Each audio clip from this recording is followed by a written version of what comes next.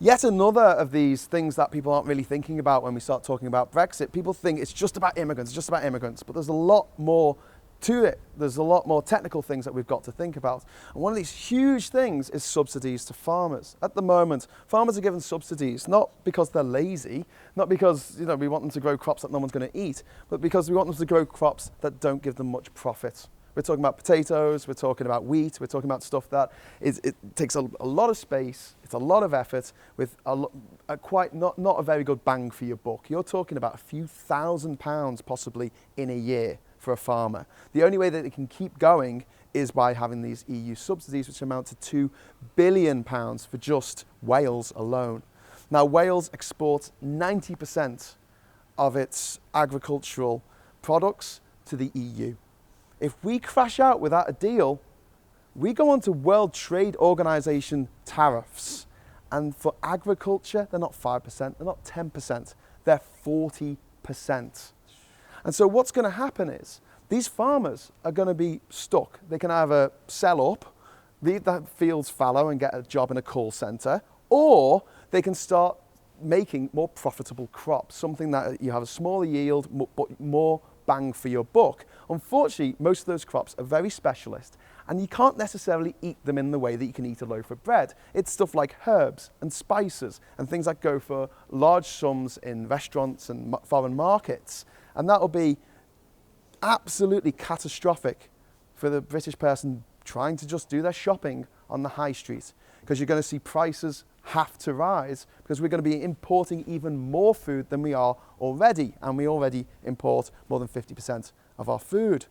And then there's something else which is going to drive the prices up. At the moment, we have about 500,000 migrant workers coming in seasonally for 2 months to pick fruit, or to just work, in this very sort of, it seems like a menial job, but you do need to have some kind of agricultural experience to do it. And most of us in the UK live in cities, whereas people coming in from Romania and Bulgaria, it's quite handy. They're just here for a couple of months a year. You don't have to pay them that much, but they know what they're doing. The numbers, since Brexit was announced, since the election result came in, the numbers of people coming from abroad applying to be fruit pickers here has gone down from 10 per actual position to 3. And this means that the employers don't have as many potential employees to choose from. And it's only going to get worse because, as we all know, Brexit has made it so that the pound has devalued by over 20%. So it's not really worth these foreign workers coming here when they can do the same job in Germany, in France, in Spain for more money. So what happens then? Oh, great, well, we've got another 500,000 job opportunities for us British people.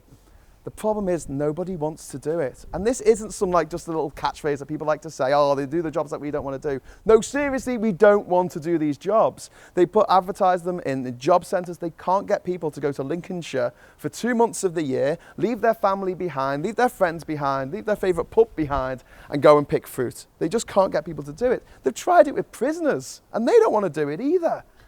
And they've already done this in America. This happened in Georgia, in America, where an entire crop, pretty much, an entire harvest went to rot because they got rid of all the Mexican migrant workers. Because, let's get rid of the Mexicans. But they didn't really think it through. So go back to this thing of thinking it through. If we want British people to do the same job, you're going to have to pay them more. And what's going to happen if we pay them more? Your food prices are going to go up. Compounded with possibly getting chucked out of the customs union as well. You're going to see your weekly shop not go up by just 10% or 20%, but you might see the price of some foods double. And I've been in countries where this has happened. I've been to Venezuela, I've been to places like Nauru, which is a failed state in the middle of the Pacific Ocean, but also places that we know and love, like Australia, where they have a drought. It's very hard for them to get fresh fruit and vegetables because they don't live close to any sort of, continent that can grow this stuff.